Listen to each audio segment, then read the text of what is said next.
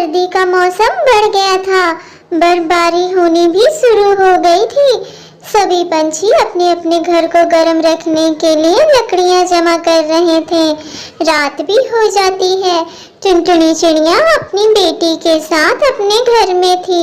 वो भी ढेर सारी लकड़ियां जमा करके रखती। माँ, जल्दी करो, बहुत ठंड लग रही है। आग जलाओ ना जल्दी से। कुम्मू बेटा, तुम चिंता मत करो, देखो मैंने आग जला लिया है। थोड़ी देर लगेगी, फिर रूम गर्म हो जाएगा। आज तो मैं ढेर सारी लकड़ियां भी लाई हूँ। सारी रात लकड़ियां जलाएंगे और आराम से सोएंगे। माँ, पर इतनी देर हो गई है, मैं बिस्तर के अंदर हूँ। आग भी जल रही है, फिर भी मुझे ठंड लग रही है। आज तो कुछ ज्यादा ही ठंड बढ़ गया है। आग जलने के बाद भी ठंड कम नहीं हो रहा है। नीलू चिड़िया भी अपने रूम में आग जलाकर बैठी हुई थी। अरे बाप रे बाप, आज तो कुछ ज्यादा ही ठंड बढ़ गया है।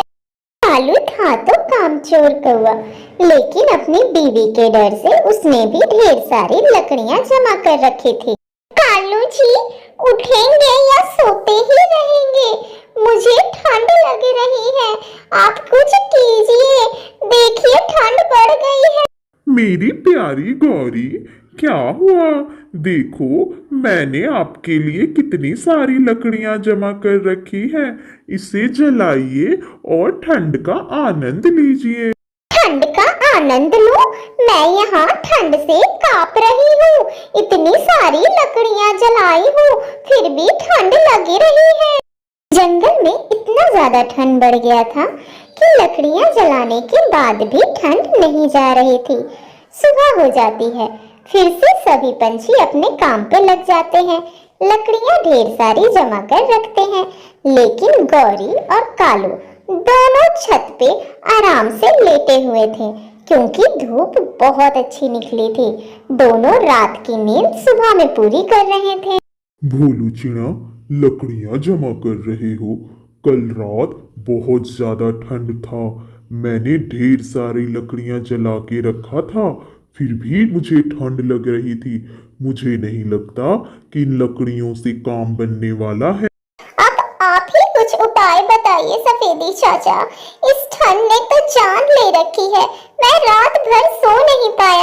अब हमें लकड़ियों के साथ साथ कपास की भी जरूरत पड़ेगी। ऊंची पहाड़ी पे ढेर सारे कपास के पौधे हैं। सारे पंछियों को इत्तला कर दो, सभी जाकर कपास ले आएं और अपने अपने लिए गर्म बिस्तर बनाएं। हाँ हाँ सफेदी चाचा, मैं अभी जाके सभी पंछियों को बता देता हूँ। कपास तो बहुत अच्छा रहेगा। अच्छा हुआ टुनटुनी और नीलू चिड़िया तुम मुझे यही मिल गए। सफेदी चाचा कह रहे थे कि अगर हम अपना कपास का बिस्तर बनाएंगे तो इन सर्दियों हमारी बहुत आराम से कट जाएगी और हमें ठंड भी नहीं लगेगा। तो चलो ऊंची पहाड़ी पे चलते हैं। ये तो तुमने बहुत अच्छी तरकीब दी है। गरम कपास हमें ठंड नहीं लगने देगा, और मैं बाकी पंछियों को भी बता देती हूँ। टुनटुनी, कल तो बहुत ठंड थी, मैं तो रात भर सो ही नहीं पाई। इसीलिए हमने सोचा है कि हम ऊंची पहाड़ी पर जाएंगे और वहां से गरम गरम कपास लेकर आएंगे और उसका गरम बिस्तर बनाएंगे। ये तो मेरे ध्यान में आया ही नहीं। मैं अभी जाती हूँ। रानू बिना देर किए हुए ऊंची पहाड़ी पे चली जाती है। टुनटुनी चिड़िया बाकी पंछियों को बताने आती है। गौरी, हम सब पंछियां ऊंची पहाड़ी पर जा रहे हैं गरम गरम कपास लाने। क्या तुम हमारे साथ चलो? गरम कपास? उसका आखिर हम क्या करेंगे? देखो कितनी अच्छी धूप है, यहाँ हम आराम कर रहे हैं। आराम तो हम बाद में भी कर सकते हैं। कल रात बहुत ठंड थी, मैं तो ठंड के मारे सो भी नहीं पाई। मैंने सुना है कि ठंड और बढ़ने वाली है। अगर हम गरम कपास का बिस्तर बनाएंगे तो हमें ठंड नहीं लगेगी। ठंड तो तुम छोटे पंछियों को लगता होगा। मैं और मेरे कालू जी तो आराम से कल सो रहे थे। टुनटुनी, तुम हमें भाषण क्यों दे रही हो? क्या तुम्हें दिखाई नहीं दे रहा है कि मैं और गौरी यहाँ आराम कर रहे हैं? आपको जहाँ जानी है आप जाएं, हमने अपना इंतजाम कर लिया है।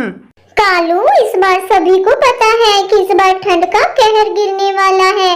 चारों तरफ बर्फ गिरेगी, चारों तरफ सफेद धुंध रहेगा, कोई पंछी किसी की मदद नहीं करेगा। मेरे कालू जी ने तुम्हें अभी समझाया है ना, तो तुम जाती क्यों नहीं? हमें तुम छोटे पंछियों की सलाह की जरूरत नहीं है। टुनटुनी, क्या तुमने बाकी पंछियों को बता दिया है ऊंची पहाड़ी पे चलने के लिए?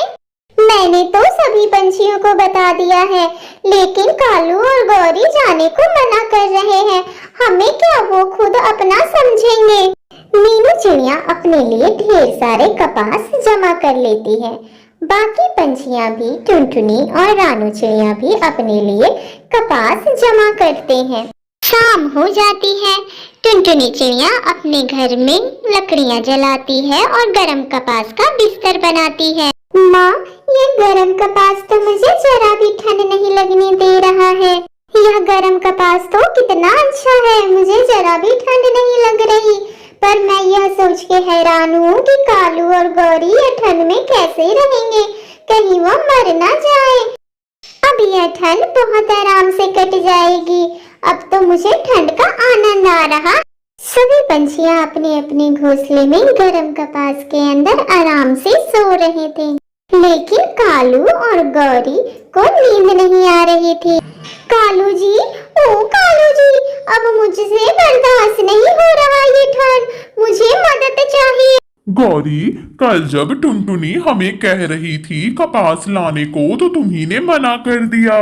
हाँ, पर मैं इस ठंड में अब मरने नहीं वाली हूँ। मैं जा रही हूँ छोटे पंछियों से मदद मांगने, कहीं मेरी इस ठंड में जान ना निकल जाए।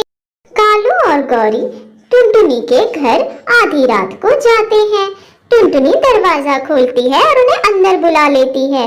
गरम बिस्तर जैसे ही कालू को मिलता है, वो गहरी नींद में सो जाता है। आपका बहुत बहुत शुक्रिया, इस मुश्किल घड़ी में आपने हमारी मदद की। आज नहीं तो हमारी जान ही चली जाती। तुमने अच्छा किया गौरी जब तुम यहाँ चली आई। मदद मांगने में कोई बुराई नहीं है। हम सभी पंछियों को मिलजुल कर रहना चाहिए और मुश्किल घड़ी में आपस में मदद भी करनी चाहिए।